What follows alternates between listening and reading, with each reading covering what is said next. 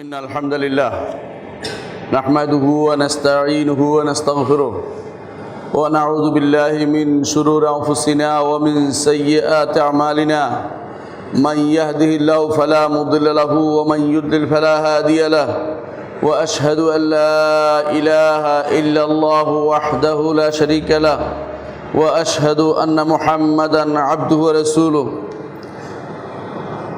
يا أيها الذين آمنوا اتقوا الله حق تقاته ولا تموتن إلا وأنتم مسلمون يا أيها الناس اتقوا ربكم الذي خلقكم من نفس واحدة وخلق منها زوجها وبث منهما رجالا كثيرا ونساء واتقوا الله الذي تساءلون به والأرحام إن الله كان عليكم رقيبا يا أيها الذين آمنوا اتقوا الله وقولوا قولا سديدا يصلح لكم أعمالكم ويغفر لكم ذنوبكم ومن يطع الله ورسوله فقد فاز فوزا عظيما أما بعد فإن خير الحديث كتاب الله وخير الهدي هدي محمد صلى الله عليه وسلم وشر الأمور محدثاتها وكل محدثة بدعة وكل بدعة ضلالة وكل ضلالة في النار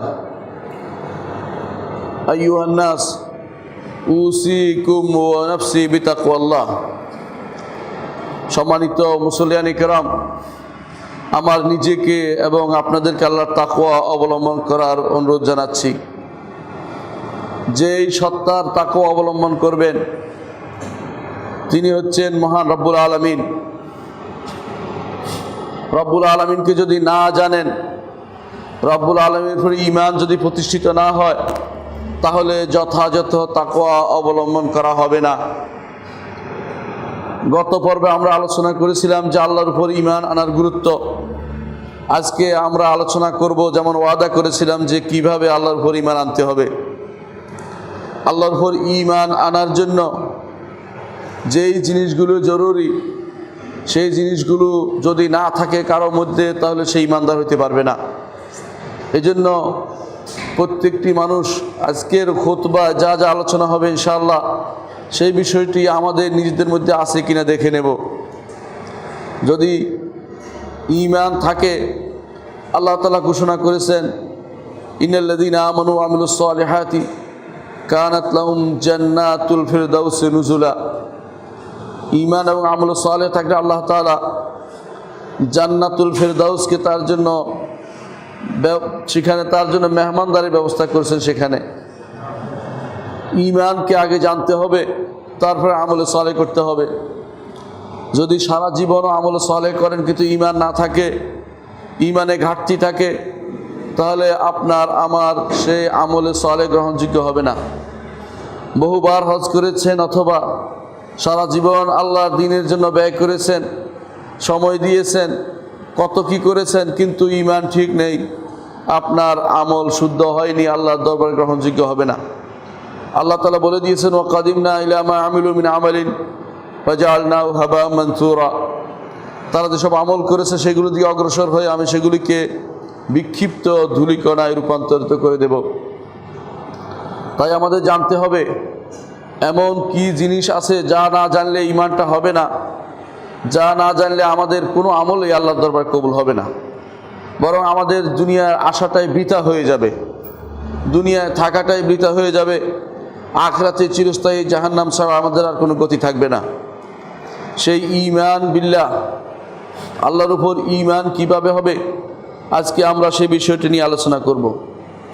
আল্লাহর উপর ঈমান আনতে হলে চারটি জিনিস লাগবে। আল্লাহর উপর ঈমান আনতে হলে চারটি জিনিস লাগবে।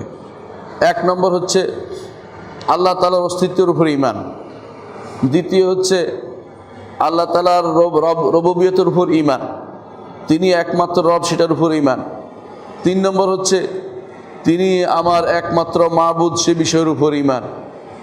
চার নম্বর হচ্ছে যেই মাবুদের আমি ইবাদত করি তার নাম এবং গুণের উপর ঈমান। এই চারটি জিনিস অবশ্যই লাগবে। প্রথম হচ্ছে এর মধ্যে আল্লাহর অস্তিত্বের উপর ঈমান। আল্লাহর অস্তিত্বের উপর ঈমান বিষয়টি একেবারে স্বাভাবিক বিষয়। স্বাভাবিক বিষয় কেন বললাম?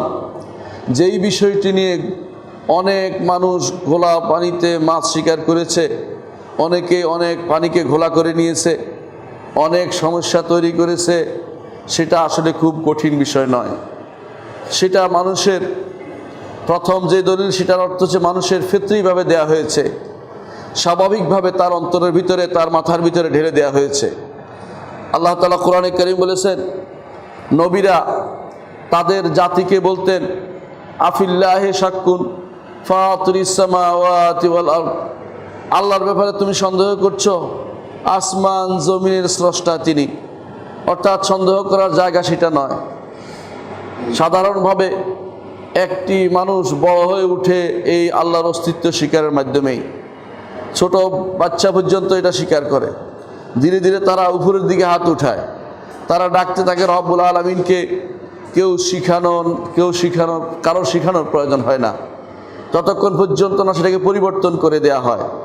এই জন্য রাসূলুল্লাহ সাল্লাল্লাহু আলাইহি ওয়াসাল্লাম বলেছেন, কুল্লু মাউলুদিন ইউলাদু আলাল ফিতরা ফাআবাওয়াহু ইউহাউদানিহি আও ইউনাসরানিহি আও ইউমাজ্জিসানিহি, প্রত্যেকটি জন্মগ্রহণকারী শিশুই ফিতরাত অর্থাৎ আল্লাহর অস্তিত্বে বিশ্বাসী হয়ে জন্মগ্রহণ করে। তার পিতামাতা তাকে ইহুদি বানায়, নাসারা বানায়, মাজুসি বানায়। এটাই হচ্ছে আল্লাহর সেই ফিতরাত। রাসূলুল্লাহ সাল্লাল্লাহু আলাইহি ওয়াসাল্লাম এরপরে এই আয়াত তেলাওয়াত করলেন, ফিতরাতাল্লাহিল্লাতী ফাতারান নাস আলাইহা লা তাবদীলা লিখালকিল্লাহ। এ হচ্ছে আল্লাহর সেই স্বাভাবিক নীতি, যেই নীতির উপর আল্লাহ মানুষকে সৃষ্টি করেছেন। আল্লাহ তাআলা এটা দিয়ে সৃষ্টি করেছেন, আপনার অন্তরে দিয়ে দিয়েছে, আপনার বিবেকে সেটা ঢেলে দিয়েছে। যদি কাউকে এইভাবে রাখা হয়, কোনো রকমের বাইরের প্ররোচনা, বাইরের লেখাপড়া, বাইরের বিভিন্ন রকমের সামাজিক আচার আচরণ, খারাপ আচার আচরণ ইত্যাদিতে নিক্ষেপ না করলে তারা আল্লাহর অস্তিত্বের উপর ঈমান আনবেই। এটা আল্লাহ তাআলা ঘোষণা করেছেন, ফিতরাতাল্লাহিল্লাতী ফাতারান নাস আলাইহা লা তাবদীলা লিখালকিল্লাহ, আল্লাহর সৃষ্টিকে তোমরা পরিবর্তন করো না। হে মানুষরা, তোমরা আল্লাহ তাআলা থেকে মানুষকে দূরে সরিয়ে দিও না। তাদের অন্তরে ঈমানের আলো আল্লাহ জ্বেলে দিয়েছেন। কখন জ্বেলে দিয়েছেন? কোরআনে কারীমে আল্লাহ তাআলা সেটাও ঘোষণা করেছেন। তিনি বলেছেন, ওয়াইজ আখাযা রাব্বুকা মিন বানি আদাম মিন যুহুরিহিম যুররিয়াতাহুম ওয়া আশহাদাহুম আলা আনফুসিহিম আলাস্তু বিরাব্বিকুম ক্বালু বালা। আমাদের সৃষ্টির আগে আল্লাহ তাআলা আদম আলাইহিসসালাতু ওয়াসসালামের পিঠ থেকে সমস্ত বনি আদমকে একত্র করেছেন। একত্র করে তিনি ঘোষণা নিয়েছেন সেটা, যে আমি কি তোমাদের রব নই? আমরা সবাই বলেছি অবশ্যই হ্যাঁ। এটাই হচ্ছে আল্লাহর যে আমানত। আল্লাহ তাআলা এই আমানত আমাদের অন্তরে দিয়ে দিয়েছেন। সেটা কোনো বিচ্ছিন্ন সৃষ্টি ছিল না, শুধুমাত্র তার রুবুবিয়তের অর্থাৎ তিনি যে প্রভু, তিনি যে রব, তার অস্তিত্ব যে আছে, এইটা অন্তরে, তার মানুষের অন্তরে ঢেলে দেওয়ার কথা। সেটা মানুষ এই জন্য মনে করতে পারে না। যে ব্যক্তি বলে আমি সেটা মনে করতে পারছি, মিথ্যা কথা বলছে। সেটা শুধুমাত্র অন্তরে ঢেলে দেওয়ার বিষয়। সেটা অন্তরে ঢেলে দিয়েছেন আল্লাহ তাআলা, যে যদি পারিপার্শ্বিক অবস্থা খারাপ না থাকে, আশেপাশের লোকরা তাকে বিভ্রান্ত না করে, তাহলে সে আমার অস্তিত্বে বিশ্বাস করবে এবং সে আমার কথা মেনে নেবে, আমাকে রব হিসাবে মানবে। তাহলে বুঝতে পারছি রব্বুল আলামিনকে স্বীকার করে নেয়া, আল্লাহকে স্বীকার করে নেয়া, এটা মানুষের ফিতরি জিনিস, স্বাভাবিক প্রকৃতির যে দান। আল্লাহ তাআলা মানুষের প্রকৃতিতে সেটা ঢেলে দিয়েছেন। যখন তিনি সৃষ্টি করেছেন তখনই সেটা ঢেলে দিয়েছেন, কিন্তু সেটা পরিবর্তন করা হয় দুনিয়ার বুকে মানুষ আসার পরে। এই জন্য আল্লাহ তাআলা যুগে যুগে নবী রাসূল পাঠিয়েছেন, কিতাব দিয়েছেন, বিবেক দিয়েছেন, বিশুদ্ধ বিবেক দিয়েছেন, এবং যারা সৎ কাজের আদেশ দেয়, অসৎ কাজ থেকে নিষেধ করে, এইরকম লোকদেরকে তিনি পাঠিয়েছেন, যাতে করে তাদেরকে আগের কথা স্মরণ করিয়ে দিতে পারে যে তুমি কোথায় ছিলে, কি করেছিলে, তোমার থেকে কি জিনিস নেওয়া হয়েছিল, কি অঙ্গীকার তোমার থেকে নেওয়া হয়েছিল, সে অঙ্গীকারের তুমি কি দাম দিলে, সেটা তার থেকে বারবার স্মরণ করিয়ে দেওয়া হয়। সুতরাং আল্লাহর অস্তিত্বের বিষয়টি ফিতরি জিনিস, বা স্বাভাবিক প্রকৃতির জিনিস, এটাকে অস্বীকার করা হয় যখন মানুষ বাইরের কোনো প্ররোচনায় পড়ে, এর আগ পর্যন্ত সেটাকে অস্বীকার করে না। দ্বিতীয় প্রমাণ হচ্ছে আল্লাহর অস্তিত্বের বিষয়টি আকলি জিনিস, বিবেকেরও দাবি আল্লাহর অস্তিত্বের বিষয়টি। সেটা কি? যে কোনো কার্যকারণের কোনো না কোনো যে কোনো জিনিসের একটি কার্যকারণ থাকে। কার্যকারণ জাতীয় জিনিসগুলো এত সহজ জিনিস যে কোনো মানুষ বুঝতে পারে। একজন বেদুইনকে জিজ্ঞাসা করা হয়েছিল, আপনি আল্লাহর অস্তিত্ব কিভাবে বুঝলেন? তিনি বলেছিলেন, আমি যখন মরুভূমিতে হাঁটি তখন বুঝতে পারি একটি জিনিস, আল বায়রাতু তাদুল্লু আলাল বাঈর ওয়া আথারুল আকদামি তাদুল্লু আলাল মাসির ফাকাইফা লা ইয়াদুল্লু হাযাল আলামুল কবীর আলাল আলিমিল খবীর। তিনি বলেছিলেন, উটের বিষ্ঠা বুঝায় যে এখানে উট চলে গেছে, পায়ের চিহ্ন বুঝায় যে এখানে পদচারী হেঁটে গেছে, চলে গেছে। এই বিরাট আকাশ, এই জমিন, এই পাহাড় পর্বত, এই সৃষ্টিকুল কিভাবে বুঝাবে না যে আমার একজন স্রষ্টা রয়েছে? অবশ্যই আমার একজন স্রষ্টা রয়েছে। এমনিতেই কোনো কিছু সৃষ্টি হয়ে যায় না, এমনিতেই কোনো কিছু তৈরি হয়ে যায় না। এমনি কোনো কিছু হয়ে গেলে দুনিয়ার কোনো বিবেক সেটা গ্রহণ করবে না। পৃথিবীতে সবচেয়ে বড় জিনিস হচ্ছে যেই কোনো জিনিসের কারণ বের করা। যখন আপনি কোনো ডাক্তারের কাছে যান, তিনি বহু রকমের পরীক্ষা দেন। কেন পরীক্ষা দেন? আপনার রোগের কারণটা তিনি নির্ণয় করতে চান। কেন আপনি অসুস্থ হলেন, কী খেয়ে অসুস্থ হলেন, কোন জিনিস খেলে আবার অসুস্থ হয়ে পড়বেন, তিনি খুঁজে বের করেন। এইটাই যেই কোনো বিজ্ঞান শাস্ত্রের অধিকারী যারা, বিজ্ঞানের ছাত্র যারা, তারাও সারাক্ষণ কারণ খোঁজায় ব্যস্ত থাকে। যারা কারণ খোঁজে না, তারা আকলের দিক থেকে তারা নিম্নমানের। তারা মনে করে এমনিতে হয়ে গেছে কোনো কিছু, তারা বিবেকের তাদের সংকীর্ণতা রয়েছে। এমনিতে কোনো কিছু হয় না, প্রত্যেকটি জিনিসের পিছনে কার্যকারিতা রয়েছে। সে কার্যকারণ যদি আল্লাহ রাব্বুল আলামিনকে মানা না হয়, তাহলে অন্য কাউকে মানা হবে। হয়তো নাম দিবে প্রকৃতি, না হলে নাম দিবে অন্য কিছু, কিন্তু আসলেই আল্লাহ রাব্বুল ইজ্জতেই সব কিছু করেন সেটা বুঝতে হবে। এজন্য একজন স্রষ্টার অস্তিত্ব আপনাকে স্বীকার করতেই হবে, কারণ কার্যকারণ প্রমাণ করে যে সেখানে কোনো কর্তা রয়েছেন যিনি এই কাজটি করে দিচ্ছেন, এভাবে ফুল ফুটিয়ে দিচ্ছেন। এই জিনিসগুলো তিনি অবশ্যই একজন মানুষ স্বীকার করতে বাধ্য। ইমামগণ সবসময় এই জাতীয় কার্যকারণের জিনিস দিয়ে দলিল দিতেন।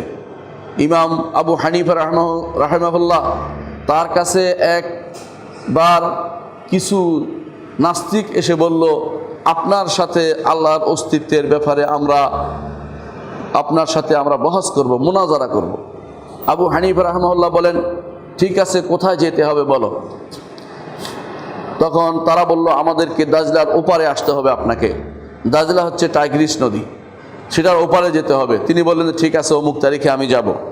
আবু হানিফা রাহমাহুল্লাহ সেদিন দেরি করে গেলেন, অনেক দেরি করে গেলেন। যাওয়ার পরে তারা বলল যে আপনার কোনো দলিল প্রমাণ নাই, বিধায় আপনি দেরি করে আসছেন। তখন তিনি বললেন, না, ঘটনাটা সেরকম নয়। আমি দাজলার পাড়ে দাঁড়িয়েছিলাম, কোনো নৌকা পাচ্ছিলাম না। এমন সময় দেখলাম একটি গাছ ফেটে গেল এবং সেখান থেকে সুন্দর তক্তা বের হয়ে গেল এবং সেই তক্তাগুলি একত্র হয়ে নৌকা হয়ে গেল। আমার সামনে এসে সেটা হাজির হয়ে গেল। আমি সেটায় উঠলাম আর সেটা আমাকে নিজে নিজে তক্তাটা রাস্তা নদীটা পার করে দিল। আমি সেই দেরি করতে করতে যতক্ষণ নৌকা হওয়ার দেরি ছিল এতক্ষণ দেরি করেছি, তারপর চলে এসেছি। তারা বলল, আবু হানিফা আগে মনে করতাম বিবেকবান, এখন দেখছি গাধা। কিভাবে এটা হতে পারে? একটা গাছ কিভাবে ভেঙে নৌকা হয়ে যেতে পারে, এটা আমরা কখনো শুনিনি। তিনি বললেন, তাহলে তোমরা হেরে গেছ। এই পৃথিবী এমনিতে হয়ে গেছে, কিভাবে বিশ্বাস করতে পারো? একজন মানুষ যদি কোনো চিন্তা করে, আপনি যদি কোনো ক খ গ ঘ ঙ পর্যন্ত লিখে একটা বাক্সের ভিতরে ঢুকানা, সারাদিন নাড়াছড়া করেন যে যেন একটা শব্দ বের হয়, পরিপূর্ণ অর্থপূর্ণ শব্দ, আপনি সারাদিন নাড়লেও অর্থপূর্ণ শব্দ বের হবে না। আপনি একটা বাক্সের ভিতরে শুধু ক খ থেকে ঙ পর্যন্ত ঠিক করতে পারতেছেন না, সেখানে এই পৃথিবী বিনা স্রষ্টায় তৈরি হয়ে গেল, সেটা কিভাবে হতে পারে? আবু হানিফা রাহমাহুল্লাহ কাছের একটি উদাহরণ দিলেন। ইমাম মালিক রহমতুল্লাহ আলাইহি, তাকে জিজ্ঞাসা করা হয়েছিল, আপনি কিসের ভিত্তিতে আল্লাহর অস্তিত্বের প্রমাণ দিবেন? তিনি বললেন যে আমি বুঝি এটা মানুষের স্বরের পার্থক্য, মানুষের ভাষার পার্থক্য, মানুষের রঙের পার্থক্য, এটা দিয়ে আমি আল্লাহর অস্তিত্বের প্রমাণ দিচ্ছি। সবাই যেহেতু আমরা বিশ্বাস করি আদম সন্তান, অথবা আদম সন্তান না হয় যারই হই, এত পার্থক্য কিভাবে হলো? এবং সেটা একজন থেকে একজন বুঝে না।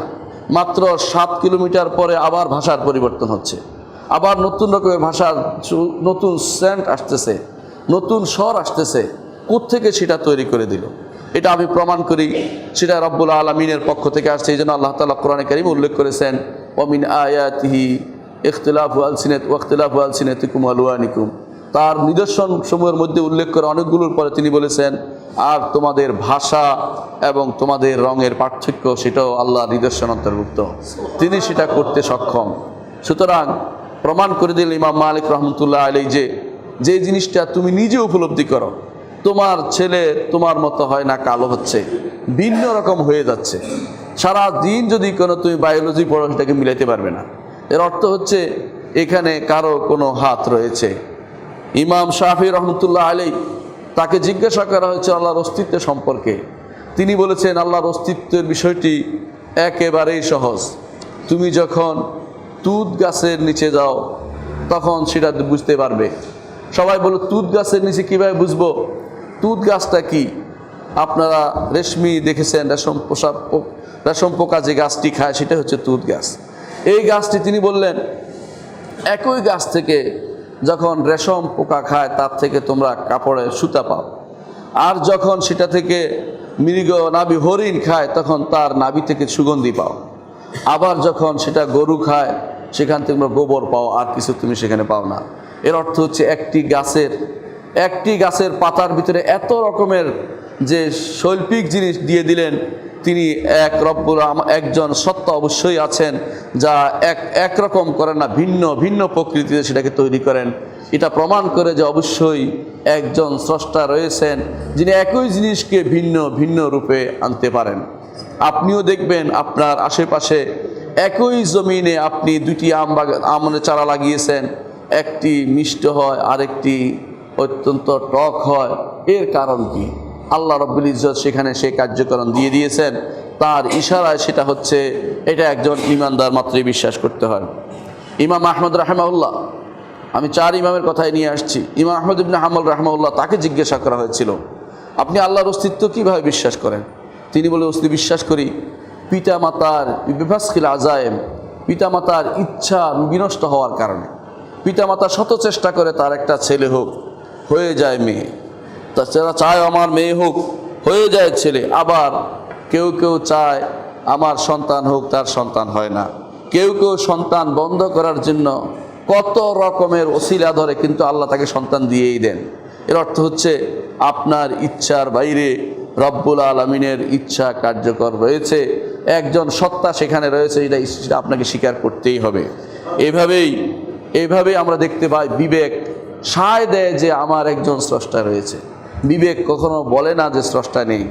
যদি বিবেক বলতো স্রষ্টা নেই তো নিজের অভাব নিজে পূরণ করতে পারত, কিন্তু নিজের অভাব কেউ নিজে পূরণ করতে পারে না। এর অর্থ হচ্ছে সে আসলে অভাবী, সে আসলেই ফকির, সে আসলেই দাস, তার আসলে পূর্ণতা বলতে কোনো কিছু নেই। আরেকটি দলিল দিব আমরা যার উপর প্রমাণ করে যে একজন স্রষ্টা আমাদের রয়েছে, সেটা কোরআনী দলিল। কোরআনে কারিমে আল্লাহ তাআলা এরকম একটি দলিল দিয়েছেন। কোরআনে কারিমে সূরা তুরের 35 নম্বর আয়াতে আল্লাহ তাআলা বলছেন, আম খুলিকু মিন গায়রি শাইইন আম হুমুল খালিকুন আম খালাকুস সামাওয়াতি ওয়াল আরদা বাল লা ইউকিনুন। তারা কি নিজে নিজে সৃজিত হয়েছে নাকি কেউ তাদেরকে সৃষ্টি করেছে? একজন মানুষ নিজের ব্যাপারে চিন্তা করা উচিত যে আমি নিজে নিজে দুনিয়াতে আসছি। কথাটা কি ঠিক? কখনো না, পাগলও বলবে না। নিজে নিজে তার তো অস্তিত্বই ছিল না, নিজে কোত্থেকে আসলো? আম খুলিকু মিন গায়রি শাইইন আম হুমুল খালিকুন, নাকি আমি আসি নাই, আমাকে কেউ নিয়ে আসে নাই? তাহলে সে আসলো কি করে? তাহলে জবাবের মধ্যে রয়েছে যে একজন স্রষ্টা রয়েছেন যিনি তাকে দুনিয়াতে নিয়ে আনার ব্যবস্থা করে দিয়েছেন। এরপর আল্লাহ তাআলা আরো কঠিন জিনিস তুলে ধরেছেন, তুমি তো একজন মাত্র। আম খালাকুস সামাওয়াতি ওয়াল আরদা বাল লা ইউকিনুন, নাকি আসমান জমিন তুমি সৃষ্টি করেছ? আসমান জমিনগুলো যেগুলো আপনি দেখতে পাচ্ছেন আর অথবা যেগুলো আবিষ্কৃত হয়েছে সবই জমিন, সবই জমিন। যত গ্রহ ছোটোখাটো যা দেখতে পাচ্ছে অনেকে যা বের করে সবই জমিন। জমিন বলতে শুধু পৃথিবী বোঝায় না, সমস্ত জমিনগুলো এইভাবে স্তরে স্তরে সাজানো, ধাপে ধাপে লাগানো, তাদের প্রত্যেকটি তার কক্ষপথে সুন্দর করে চলার মতো ব্যবস্থা করে দেয়া, এটা কি আপনার কাজ? কে করেছে সেটা? সেটা কি কেউ দাবি করতে পারে? ইন্নাল্লাহ ইউমসিকুস সামাওয়াতি ওয়াল আরদা আন তাজুলা, আল্লাহ তাআলা আসমান এবং জমিনকে তিনি ধারণ করে রেখেছেন, সেটা পড়ে যায় না। ওয়ালা ইন জালাতা, যদি সেটা পড়ে যাওয়ার ব্যবস্থা হইতো, এমন কেউ কি আছে যে খুঁটি লাগিয়ে সেটাকে আটকে রাখবে? কখনো সেটা নয়। আল্লাহ তাআলা কোরআনে কারিমে সেটা উল্লেখ করেছেন। এর অর্থ হচ্ছে আল্লাহ তাআলা বিবেককে শানিত করছেন। একজন মানুষের বিবেক থাকলে সে বুঝতে পারে নিজেকে নিজে সৃষ্টি করেনি। তাহলে যেহেতু নিজেকে নিজে সৃষ্টি করেনি, অথবা সৃষ্টি হয়েছে, সে বলতে পারবে না যে আমি সৃষ্টি হইনি, এটা কোনো কারণ নয়। তা অবশ্যই সৃষ্ট। সৃষ্ট কি? স্রষ্টা সে নয়। একজন মানুষ বলতে পারে যে আমি স্রষ্টা বা সৃষ্টি দুটোর একটা। স্রষ্টা সে নয়, কারণ সে নিজেকে সৃষ্টি করেনি। তাহলে সে সৃষ্টি। তাহলে সৃষ্টি যদি হয় তাহলে তার একজন স্রষ্টা অবশ্যই রয়েছেন, তিনি হচ্ছেন রব্বুল আলামিন। এটা শোনার পরে জুবাইর ইবনে মুতঈম রাদিয়াল্লাহু আনহু, তিনি তখন ইসলাম গ্রহণ করেননি। তিনি মদিনায় এসেছিলেন বদরের যুদ্ধের পরে, যখন বন্দি বিনিময় হচ্ছিল। তিনি এসে বলছিলেন যে বন্দিগুলি আমাকে দিয়ে দেন। এভাবে বলছিলেন। রাসূলুল্লাহ সাল্লাল্লাহু আলাইহি ওয়াসাল্লাম তখন তিনি মাগরিবের সালাত আদায় করছিলেন।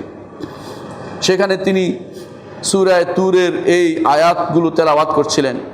জুবাইর ইবনে মুতঈম রাদিয়াল্লাহু আনহু বলেন, আমার অন্তর ফেটে যাচ্ছিল যে আসলে তো সত্য কথা, আমি যাদের জন্য এত কষ্ট করে ফাড়ি দিয়ে আসছি এদেরকে ছাড়িয়ে নেব, এরাই তো ভুলের পথে আছে, মুহাম্মদ তো সঠিক পথে আছে, আমি কেন ইসলাম গ্রহণ করছি না?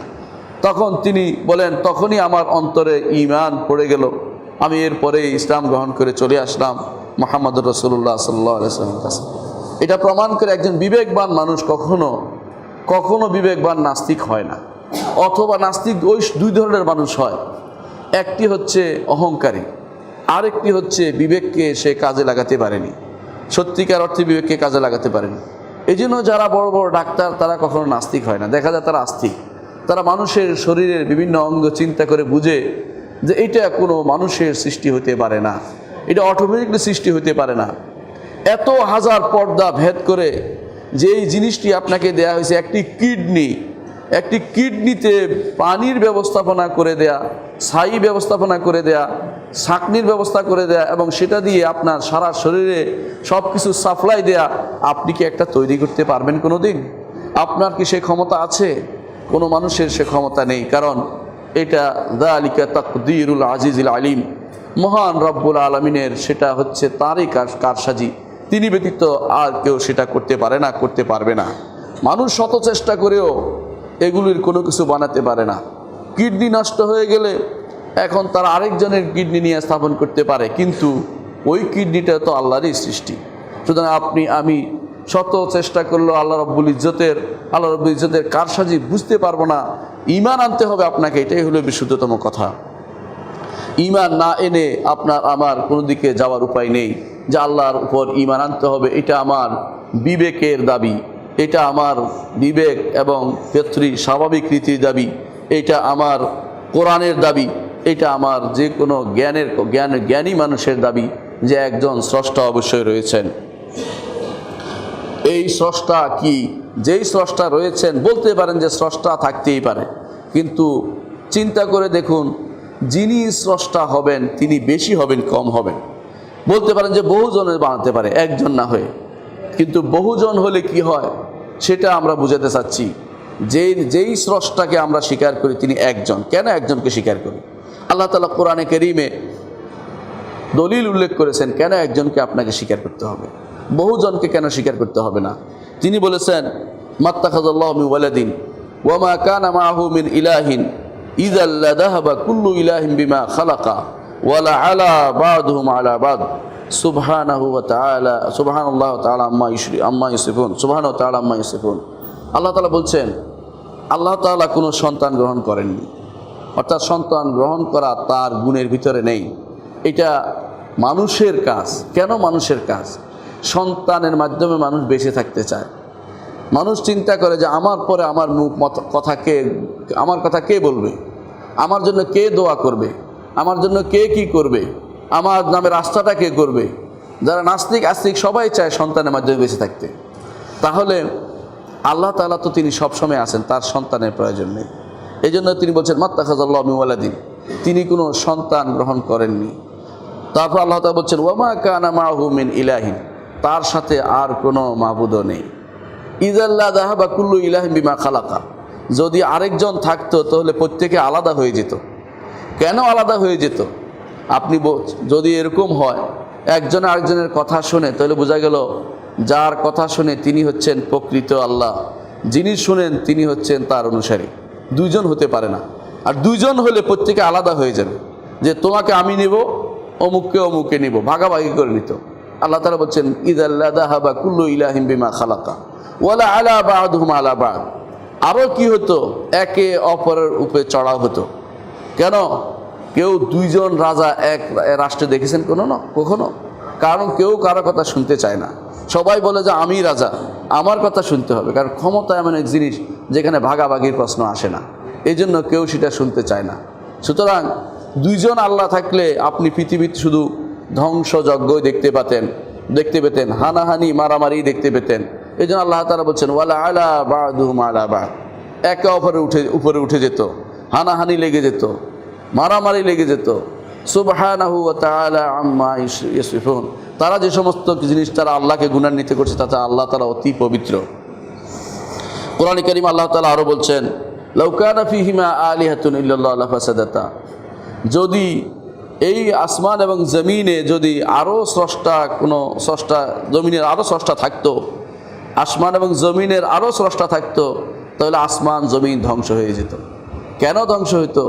কারণ আসমান এবং জমিনের স্রষ্টা প্রত্যেকে চাইতো যে আমার আয়ত্তাধীনে আসুক, কিন্তু কারো আয়ত্তাধীনে সেটা যেত না, কারণ এটা ধ্বংস হয়ে যেত, একে অপরে হানাহানি মারামারি লেগে যেত। কোরআনে কারীম আল্লাহ তাআলা অন্য আয়াতে বলেছেন কুল লাউ কানা মাহু আলিহাতুন কামা ইয়াকুলুন ইযাল লাবতাগাউ ইলা যিল আরশি সাবিলা। সূরা ইসরাতে আল্লাহ তাআলা বলছেন বনি ইসরাইলে যে বলুন হে নবী, তারা যেভাবে বলে যে আসমান এবং জমিনে আরও ইলা আছে, অনেক ইলার তারা ইবাদত করে।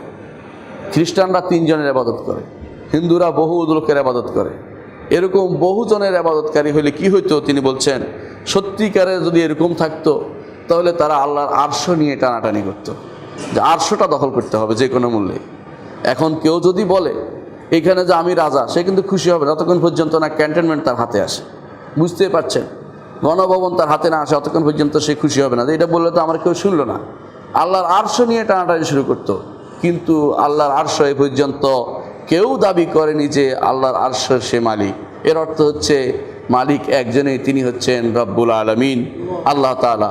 তাহলে যেই আল্লাহর অস্তিত্ব আমরা স্বীকার করছি, তিনি আহাদুন, একক সত্তা, তিনি কাইয়ুম, তিনি সব কিছুর ধারক, সবাই তার মুখাপেক্ষী, তিনি কারো মুখাপেক্ষী নন। তিনি নিজের পরিচয় দিয়েছেন কুল হুয়াল্লাহু আহাদ আল্লাহুস সামাদ লাম ইয়ালিদ ওয়া লাম ইউলাদ ওয়া লাম ইয়াকুল লাহু কুফুয়ান আহাদ। এই পরিচয় হচ্ছে আল্লাহর পরিচয়, যেটা রাসূলুল্লাহ সাল্লাল্লাহু আলাইহি ওয়াসাল্লাম এটাকে সকালে বিকেলে পড়ার নির্দেশনা দিয়েছেন, প্রতি সালাতের পরে পড়ার নির্দেশনা দিয়েছেন, এবং রাতের সালাত শেষ করার সময় পড়ার নির্দেশনা দিয়েছেন, এবং দিনের শুরুতে প্রারম্ভিক সালাত যখন পড়া হয় ফজরের সালাতের সুন্নতের মধ্যে পড়ার নির্দেশনা দিয়েছেন। এর অর্থ হচ্ছে এটা এমন এক গুরুত্বপূর্ণ জিনিস যার মাধ্যমে সাব্যস্ত হবে যে একজন মানুষ আল্লাহ তাআলাকে একক সত্তা হিসেবে সাব্যস্ত করছে, সাথে সাথে কিনা সমাদ সাব্যস্ত করছে, অমুখাপেক্ষী, কোনো কিছুর মুখাপেক্ষী তিনি নন, কোনো কিছুর মুখাপেক্ষী তিনি নন। তিনি কোনো ক্লান্ত হন না, কাইয়ুম, সব কিছুকে তিনি ধারণ করে আছেন। এই জন্য আল্লাহ তাআলা বলছেন লা তাখুযুহু সিনাতুন ওয়ালা নাওম, তাকে ঘুমও পায় না, ঘুমের প্রতি মুখাপেক্ষী নন। ওয়ালা নাওম ওয়ালা সিনা, এবং তন্দ্রাও তাকে পায় না, তাকে কোনো তন্দ্রাও পায় না। তিনি এমন এক সত্তা যে সত্তা আপনার চেয়ে ভিন্ন রূপে, তিনি আলাদা সত্তা, আলাদা মনে করতে হবে আপনাকে। সৃষ্টি যখন ছিল না তখনও স্রষ্টা ছিলেন। এর অর্থ হচ্ছে সৃষ্টি তিনি অস্তিত্বে নিয়ে এসেছেন। এর অর্থ হচ্ছে তিনি আগেও ছিলেন, এখন আছেন, পরেও থাকবেন, কিন্তু সৃষ্টির মধ্যে একদিক দিয়ে শূন্য পাওয়া যাবে, আগে তারা ছিল না, পরে তারা থাকবে, যখন জান্নাতে যাবে তখন তারা চিরস্থায়ী হবে। এর আগে তারা একদিক দিয়ে তারা শূন্যতায় ভুগছে, সেখানে তারা তখন সৃষ্টি ছিল না, অর্থাৎ আমরা ছিলাম না, কিন্তু রব্বুল আলামিন ছিল। তিনি তখন সৃষ্টি করেছেন। তার সৃষ্টি করার নাম, ইমাম আবু হানিফা রাহিমাহুল্লাহ বলেন যে সৃষ্টি করার পরে তার নাম হয়েছে খালেক, তা নয়, সৃষ্টি করার আগেই তিনি খালেক, তিনি সব কিছুর স্রষ্টা। এটা আমাদেরকে ঈমান আনতে হবে। এই আল্লাহ যিনি একক সত্তা, যিনি সব কিছুর ধারক, যারা সবাই তার মুখাপেক্ষী, তিনি কারো মুখাপেক্ষী নন। তার গুণের মধ্যে তিনি বলেছেন লাম ইয়ালিদ ওয়ালাম ইউলাদ, তিনি কোনো জন্ম দেননি অথবা তিনি জন্ম নেননি। জন্ম প্রক্রিয়ার জিনিসটি মানুষ ধারণা করে নিজের বিবেকের উপর ধারণা করে, নিজে যেহেতু জন্ম দিয়ে থাকে এই জন্য আল্লাহর উপরে জন্ম জিনিসটা টেনে নিয়ে গেছে। মানুষ নিজের উপরে আল্লাহকে সবসময় কিয়াস করে, যে কোনো কাজে আমি তো এটা বুঝি, তারপর টেনে নিয়ে যায় আল্লাহর উপর। এটাই তার বিভ্রান্তি, এটাই তার বিভ্রান্তি। কারণ রব্বুল আলামিন আল্লাহ তাআলা কখনো মানুষের মতো নন বা সৃষ্টির কারো মতো নন। এই জন্য আল্লাহ তাআলা বলেছেন পরের আয়াতে ওয়ালাম ইয়াকুল্লাহু কুফুয়ান আহাদ, কেউ তার সমকক্ষ নয়, তার মতো কোনো কিছু নেই। লাইসা কামিসলিহি শাইউন ওয়া হুয়াস সামিউল বাসীর, তার মতো কোনো কিছু নেই, তিনি সর্বশ্রোতা এবং সর্বজ্ঞ, সব কিছু তিনি জানেন। তিনি তার আরশের উপর রয়েছেন। তিনি ঘোষণা করেছেন ইন্না রাব্বাকুমুল্লাহুল্লাযী খালাকাস সামাওয়াতি ওয়াল আরদা ফি সিত্তাতি আইয়ামিন সুম্মা ইসতাওয়া আলাল আরশ, তোমাদের রব তো তিনি, যিনি আসমান এবং জমিন সৃষ্টি করেছেন, সব কিছু সৃষ্টি করেছেন, এর মাঝে যা আছে সব তিনি সৃষ্টি করেছেন, তারপর তিনি আরশের উপরে উঠেছেন। আরশের সামনে দুনিয়া কত ক্ষুদ্র সেটা আপনাদের সামনে আমরা আলোচনা করেছিলাম ইতিপূর্বে। সেটার সুতরাং আরশের উপর তিনি রয়েছেন, বাইরুম মিন খালকি, সৃষ্টি থেকে আলাদা, কখনো সৃষ্টির সাথে মিশে যায় না। এই জন্য কোনো মানুষের জন্য ঈমানদার কখনো যদি বিশ্বাস করে স্রষ্টা এবং সৃষ্টি একসাথে বাস করে, তার ঈমান শুদ্ধ হয়নি। ঈমান শুদ্ধ হওয়ার জন্য প্রথম ধারণা আসতে হবে, প্রথম বিশ্বাস করতে হবে দৃঢ়ভাবে যে রব্বুল আলামিন সৃষ্টির বাইরে, স্রষ্টা এবং সৃষ্টি একসাথ হওয়া যায় না। এই জন্য যারা বলে সর্ব জায়গায় বাস করে, মিথ্যা কথা বলে, ঈমান বিরোধী কথা বলে, কুফরির কথা বলে, শিরকি কথা বলে, তাদেরকে অবশ্যই এটা বলতে হবে তিনি আরশের উপর থেকে সব কিছু দেখেন, জানেন, শুনেন, তিনি সেখান থেকেই আমাদের সাহায্য সহযোগিতা করেন।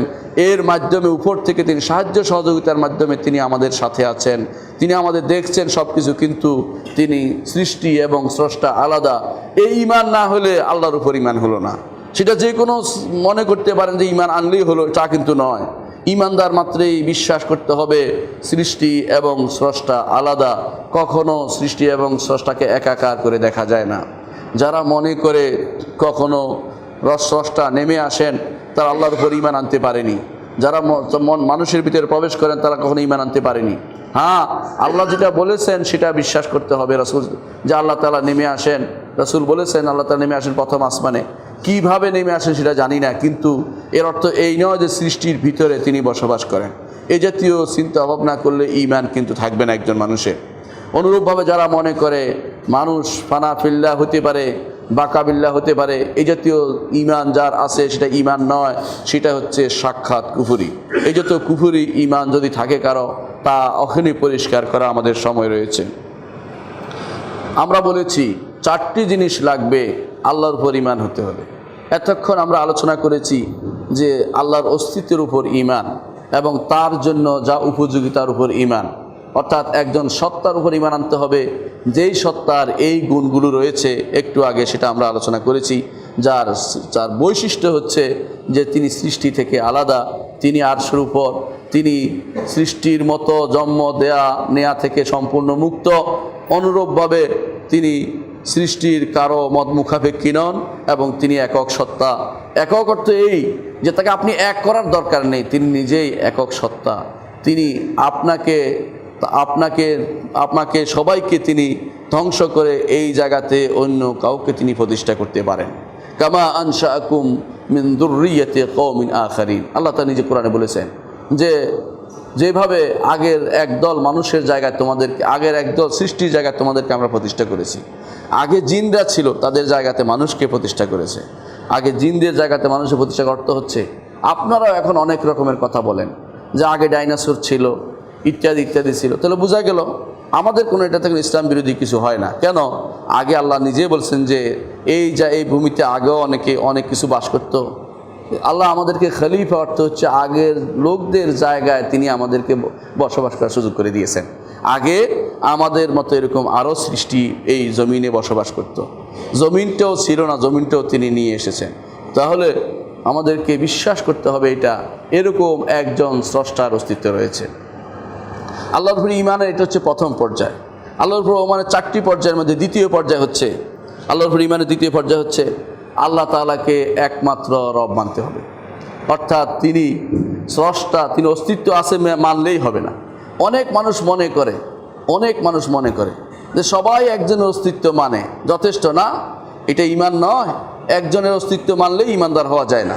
সে একজনের কর্মকাণ্ড, সে একজনের গুণাবলী, সে একজনের নাম, সে একজনের বিভিন্ন যে তার সৃষ্টির বিভিন্ন কী করে তিনি, সেগুলিকে যথাযথভাবে যদি বিশ্বাস না করা হয় আপনার আমার ঈমান শুদ্ধ হবে না।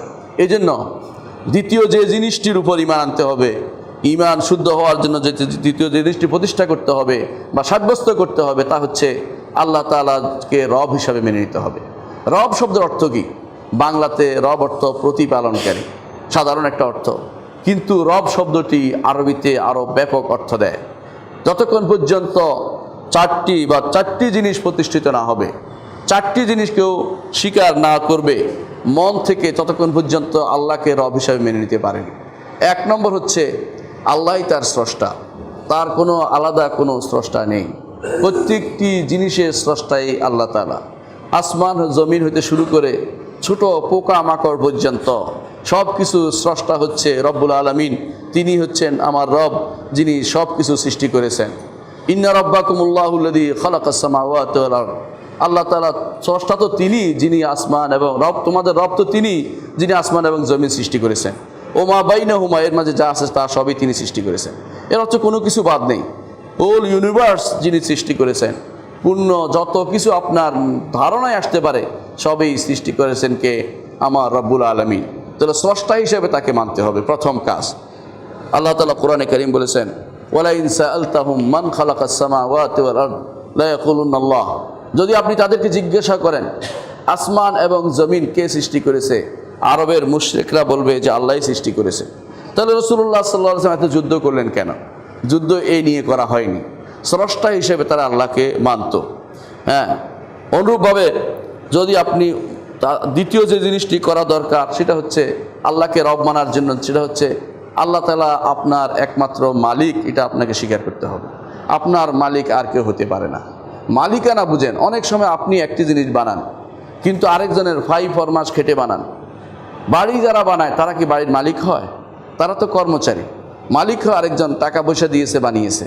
কিন্তু আপনি, আল্লাহ তাআলা আপনাকে সৃষ্টি করেছেন, আপনি, আপনার মালিকানাও তারই, আর কেউ মালিক হতে পারে না।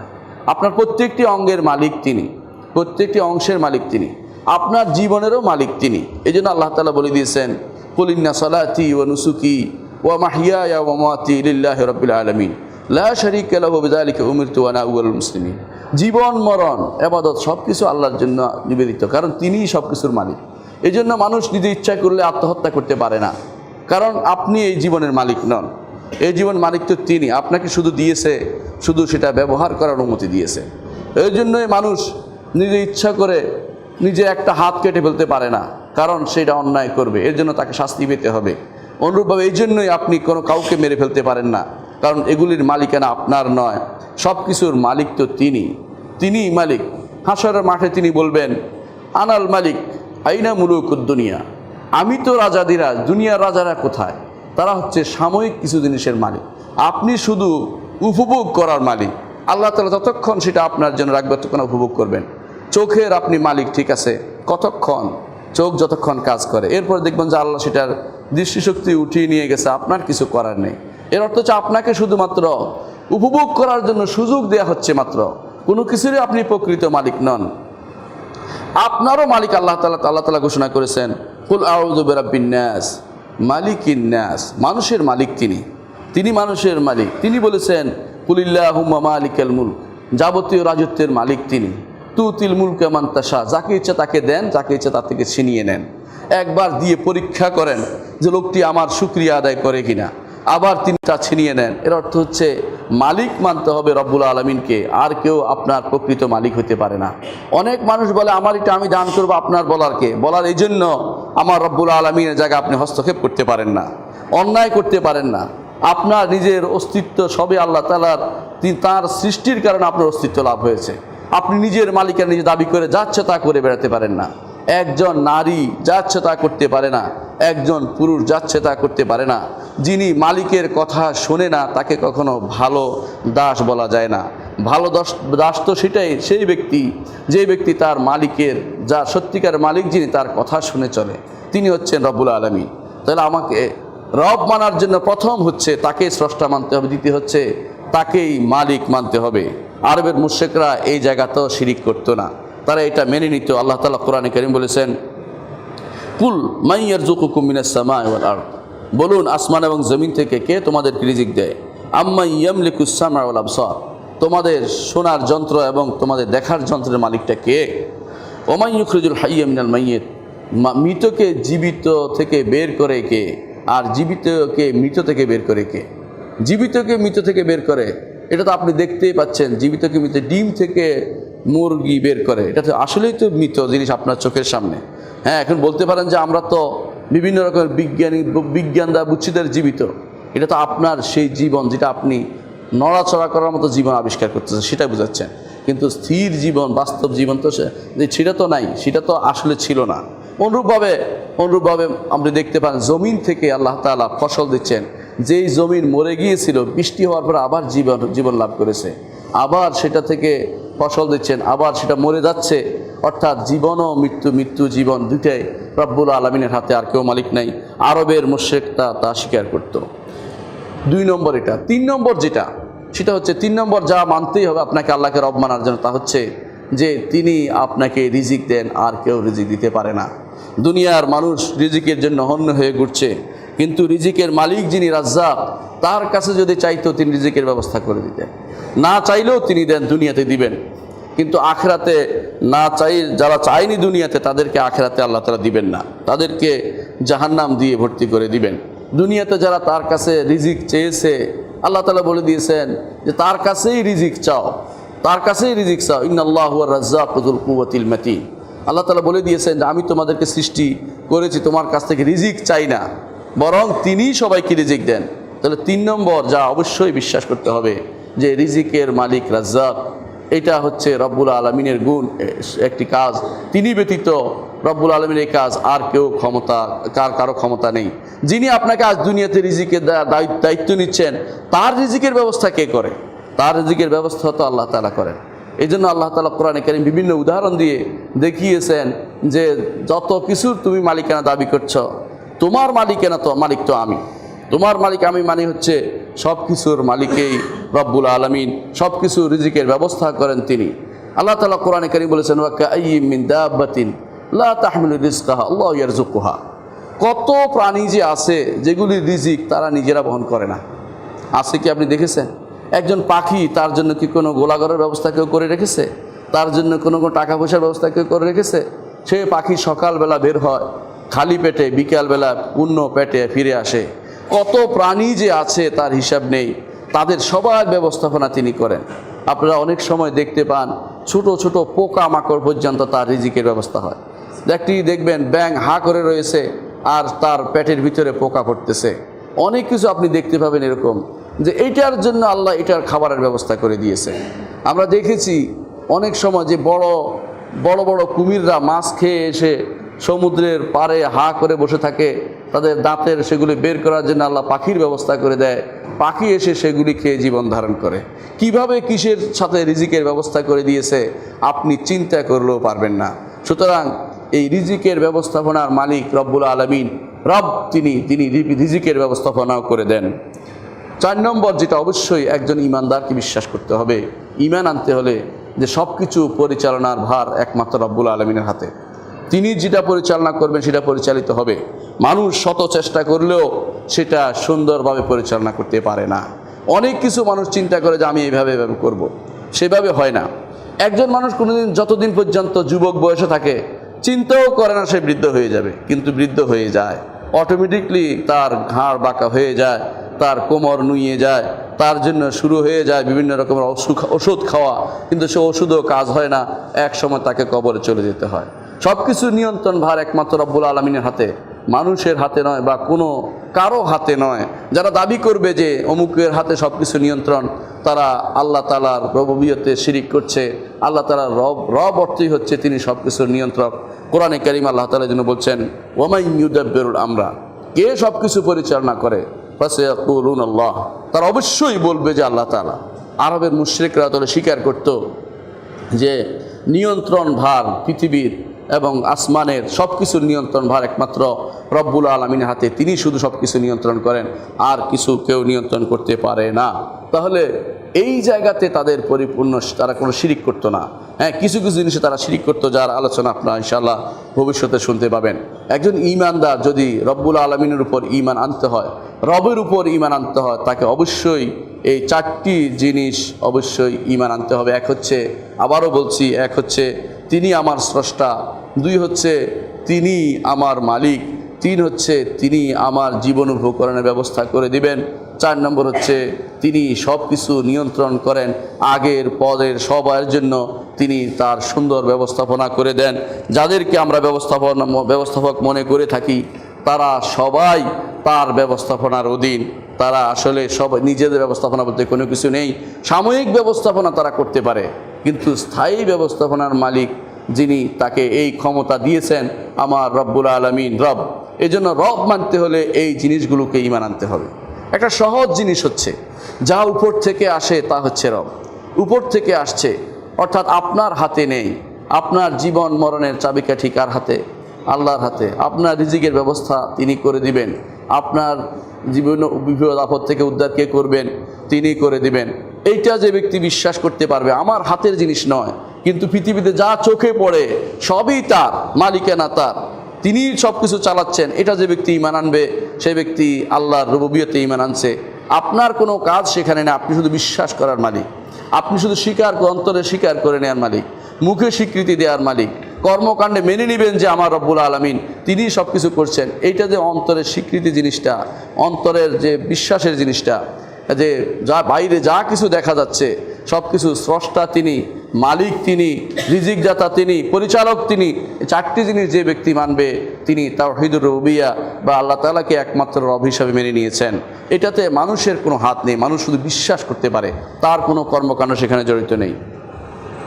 তিন নম্বর যে কাজটি করতে হবে, একজন মানুষ যদি ঈমানদার হতে হয়, ঈমানদার যদি কোনো একজন মানুষ, তিনি ঈমানদার হতে হলে তৃতীয় যে জিনিসটি করতে হবে সেটা হচ্ছে, ঈমানদার হতে হলে যে আল্লাহ তাআলাকে একমাত্র ইলাহ মানতে হবে। ইলাহ মানাটা কি জিনিস? বলতে পারেন যে ইলাহ মানাটা একেবারেই তো আমরা তো মানি, লা ইলাহা ইল্লাল্লাহ বলছি না, কথাটা এরকম নয়। ইলাহ মানতে হলেও আপনাকে তিনটি জিনিস লাগবে। ইলাহ মানতে হলেও আপনাকে তিনটি বা চারটি জিনিস লাগবে। এক নম্বর হচ্ছে রব্বুল আলামিনকে আপনাকে স্বীকার করতে হবে যে আমার যত অন্তরের ইবাদত সব তার দিকে ধাবিত হবে। এখন আপনার কাজ, ইলাহ মানার অর্থ হচ্ছে আপনার কাজ। আমরা একটু আগে বলেছি রব মানা আপনার কাজ নয়, এটা হচ্ছে তার কাজের স্বীকৃতি তার জন্য দেয়া, আল্লাহর কাজের স্বীকৃতি আল্লাহর জন্য দেয়া, অর্থাৎ স্রষ্টার কাজের তার জন্য স্বীকৃতি দেয়া, অন্তরে হোক মুখে হোক। আর ইলাহ মানার অর্থ হচ্ছে আপনার যত কাজ আছে সেটা ঊর্ধ্বমুখী যাবে। আগেরটা ছিল নিম্নমুখী, এখন আপনারটা ঊর্ধ্বমুখী। অর্থাৎ আপনি স্বীকার করবেন আমি অন্তরে যা যা বিশ্বাস, যা যা করি না কেন, যে সমস্ত ইবাদত করি, কি ইবাদত করেন? অন্তরে ইবাদত করেন। আল্লাহ ভয় পান, কাকে ভয় পাবেন? আল্লাহ তাআলাকে। আপনি আশা করেন কার কাছে? কার কাছে করবেন? আল্লাহর কাছে। আপনি ভরসা করবেন কার কাছে? আল্লাহর কাছে। তাহলে অন্তরে যত রকমের কিছু আসবে সেটা একমাত্র আল্লাহর দিকে নিবেদিত হবে, আর কারোর দিকে নিবেদিত হবে না। ভালোবাসবেন কোনো রকমের নিঃশর্ত ভালোবাসা একমাত্র পাবে আল্লাহ তাআলা। যা বিনা কারণে আশা করা সেটা একমাত্র আল্লাহর কাছে আশা করতে পারেন। অনুরূপভাবে নিশ্চিত আনুগত্য যেটা, মানে নিঃশর্ত আনুগত্য যেটা, সেটা একমাত্র কার জন্য হবে? আল্লাহর জন্য হবে। অন্য কারো আনুগত্য করবেন। কীভাবে আল্লাহ তাআলা বলে দিয়েছেন, আতিউল্লাহ ওয়া আতিউর রাসূলা ওয়া উলিল আমরি মিনকুম, আল্লাহর আনুগত্য করো, রাসূল আনুগত্য, তোমাদের শাসকদের আনুগত্য করো। কিন্তু যখন কোরআন এবং সুন্নাহ বিরোধী হবে তখন শাসকের আনুগত্য ফিরে আল্লাহর দিকে চলে যাবে। রাসূলুল্লাহ সাল্লাল্লাহু আলাইহি ওয়াসাল্লাম বলে দিয়েছেন, লা তাআতা লি মাখলুকিন ফি মা'সিয়াতিল খালিক, স্রষ্টার অবাধ্য হয়ে সৃষ্টির কারো আনুগত্য করা যাবে না। এর অর্থ হচ্ছে আনুগত্য একমাত্র বিনা বিনা বিনা বাক্য বয়ে যার আনুগত্য করতে হবে তিনি হচ্ছেন আল্লাহ তাআলা। এই জন্য অন্তরে যে সমস্ত ইবাদত আছে সেগুলো অনেক কিছুই আছে, আপনার অন্তরে অন্তরে আল্লাহকে স্মরণ করে আল্লাহকে ভয় পান, এই ভয় একমাত্র আল্লাহকে পেতে হবে। এর বাইরে অন্য কাউকে পেলে আপনাকে আপনি ইবাদত করতে পারলেন না। ইবাদতের দ্বিতীয় প্রকার হচ্ছে মুখের ইবাদত। মুখে যা যা বলবেন সব একমাত্র আল্লাহর দিকে নিবেদিত হবে। যখন কোনো কিছু চাইবেন আল্লাহর কাছে চাইবেন। রাসূলুল্লাহ সাল্লাল্লাহু আলাইহি ওয়াসাল্লাম আব্দুল্লাহ ইবনে আব্বাসকে শিখিয়ে দিয়েছেন, ইজা সাআলতা ফাসআলিল্লাহ ওয়া ইজা ইসতাআনতা ফাসতাইন বিল্লাহ, যখন চাইবে আল্লাহর কাছে চাইবে, যখন সাহায্য চাইবে আল্লাহর কাছে সাহায্য চাইবে, যখন তুমি দোয়া করবে আল্লাহর কাছে দোয়া করবে। অর্থাৎ কোনো কিছু আল্লাহ ছাড়া কারো কাছে কারো মুখাপেক্ষি হওয়া যাবে না। এই জন্য সুবহানাল্লাহ বললে তাসবিহ পাঠ করছেন মুখে, আল্লাহরই তাসবিহ পাঠ করবেন। আলহামদুলিল্লাহ বললে আল্লাহরই হামদ করবেন। তাসবিহ এবং তাহমিদ তাকবীর এগুলি আল্লাহর প্রাপ্য জিনিস, অন্য কেউ সেগুলি পাবে না। আপনার মুখ থেকে সব সময় সুবহানাল্লাহ আলহামদুলিল্লাহ বের হবে, এগুলি উপরের দিকে উত্থিত হবে। রাসূলুল্লাহ সাল্লাল্লাহু আলাইহি ওয়াসাল্লাম বলেছেন যে এগুলির মাধ্যমে আসমান জমিন পূর্ণ হয়ে যায়, এগুলির মাধ্যমে মিজান পূর্ণ হয়ে যায়, এগুলির মাধ্যমে আসমান জমিন মাঝখানে সব কিছু পূর্ণ হয়ে যায়। যে সবই পূর্ণ হয়ে যায় কেন? এগুলো উপরের দিকে উঠতে থাকে। আল্লাহ তাআলা কোরআনে কারীম বলে দিয়েছেন, ইলাইহি ইয়াসআদুল কালিমুত তাইয়্যিব ওয়াল আমালুস সালিহ ইয়ারফাউ, তার দিকেই সেগুলো উত্থিত হয়।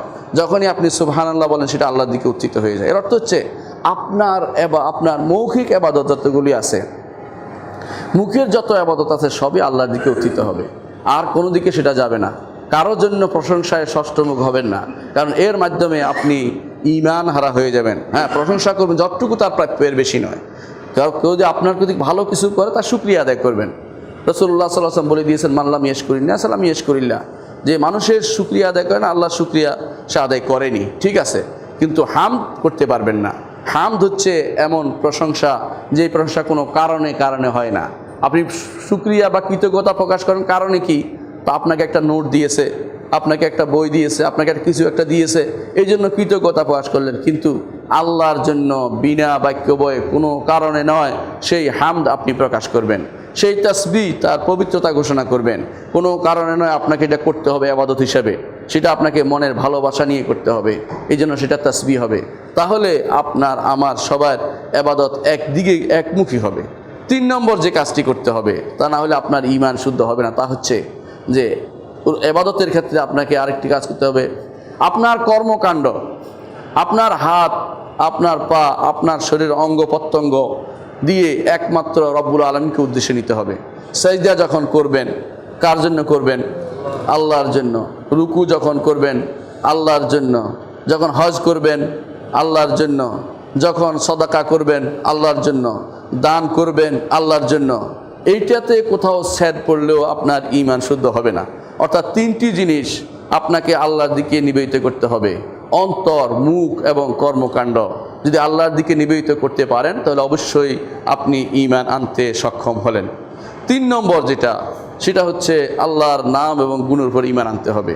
সেটার আলোচনা অনেক দীর্ঘ, আমরা ইনশাআল্লাহ সেটা নিয়ে পরবর্তী পর্বে আলোচনা করব।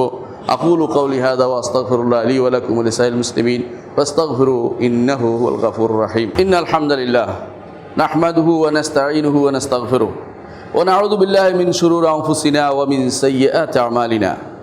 মান ইয়াহদিহিল্লাহু ফালা মুদিল্লা লাহু ওয়া মান ইউদ্লিল ফালা হাদিয়া লাহু। ওয়া আশহাদু আল লা ইলাহা ইল্লাল্লাহু ওয়াহদাহু লা শারীকা লাহু ওয়া আশহাদু আন্না মুহাম্মাদান আবদুহু ওয়া রাসূলুহু। আম্মা বা'দ। সম্মানিত মুসল্লিয়ানে কেরাম, বলছিলাম আল্লাহর উপর ঈমান কিভাবে হবে। আল্লাহর উপর ঈমান প্রতিষ্ঠিত হওয়ার জন্য একজন মানুষের যে 4টি জিনিসের কথা বলেছি, আল্লাহর অস্তিত্বের উপর ঈমান, তার রুবুবিয়তের উপর ঈমান, 3 নম্বর হচ্ছে তার উলুহিয়তের উপর ঈমান।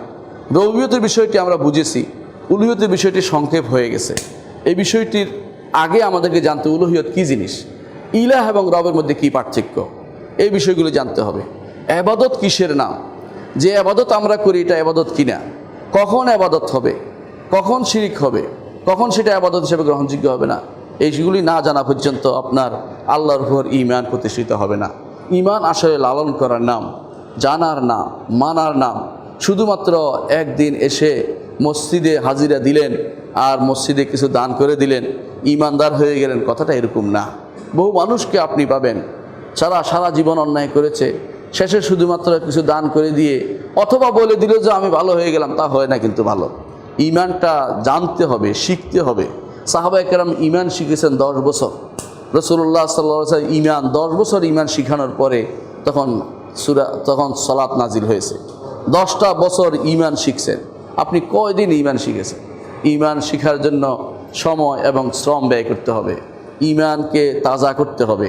সলফে সালেহিন এই জন্য বলতেন, তাআল হালুমু নাজদাদ ঈমানানা, আসো আমাদের ঈমানকে বাড়িয়ে নেই। এই জন্য ইনশাআল্লাহ আগামী পর্বে বাকি অংশে আলোচনা করব। আল্লাহ আমাদেরকে বোঝার তৌফিক দান করুন। আলা ওয়া সাল্লু আলা সাইয়্যিদিল বাশারিয়া কামা আল্লাহ আযজা ওয়া জাল্লা ফি কিতাবি ওয়া সান্না বিমালাইকাতিল মুসাববিহাতিল কুদসি ওয়া সাল্লাতা বিকুম আইয়ুহাল মুমিনুন ফাকালা তাআলা মুখবিরা ওয়া আমিরা ইন্নাল্লাহা ওয়া মালাইকাতাহু ইউসাল্লুনা আলান নবী ইয়া আইয়ুহাল্লাযিনা আমানু সাল্লু আলাইহি ওয়া সাল্লিমু তাসলিমা।